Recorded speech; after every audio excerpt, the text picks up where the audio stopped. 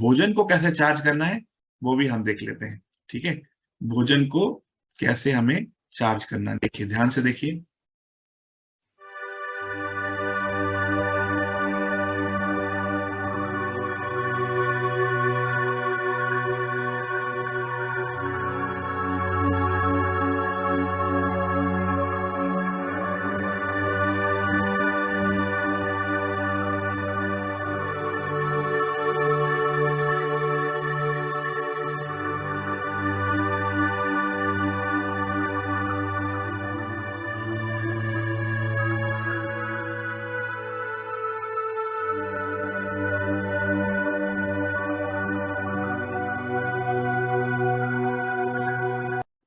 Same thought, परमात्मा की healing raise आ रही है, पवित्रता की रेज आ रही है, पावरफुल रेज आ रही है।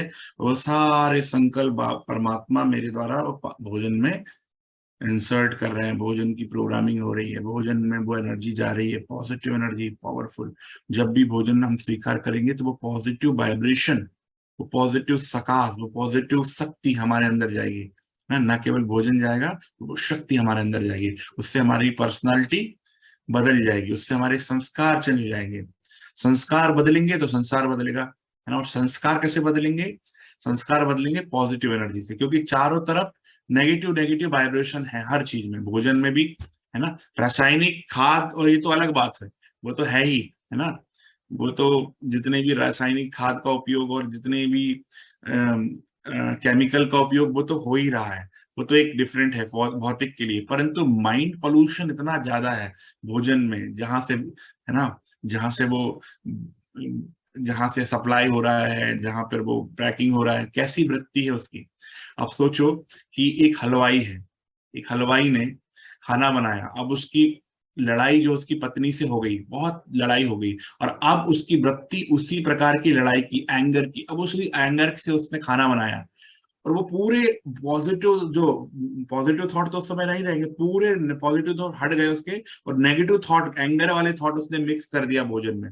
अब जो भी उसके भोजन को खाने वाला है, सबको एंगर होगा, सबको क्रोध आएगा, सबको ऐसा लगेगा कि किसको मारूं, किसको पीटूं, बहुत इरिटेट हो जाएगा, बहुत एग्री हो जाएगा, बहुत एग्रेसिव हो जाएगा, एंग्री हो जाएगा, एग्रेसिव हो जाएगा। क्यों होगा?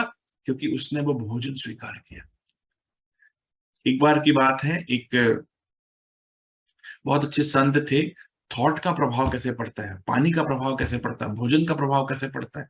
एक बहुत अच्छे संत थे, उन्होंने जीवन में कभी चोरी नहीं की थी, बहुत अच्छी स्थिति, बहुत पॉजिटिव स्थिति। तो एक रास्ते में जा रहे थे, रास्ते में चलते चलते अचानक जो है, उनको एक कुआं दिखा, और कुएं से उन्होंने पानी पिया, और पानी पीने के बाद में थोड़े समय के बाद उनको संकल्प आया कि आगे पानी मिले ना मिले, हो सकता है, चलो उस कुएं से बाल्टी निकाल लो, पानी तो मिलेगा पर बाल्टी नहीं मिलेगी, तो कुएं से बाल्टी निकाल लेते हैं।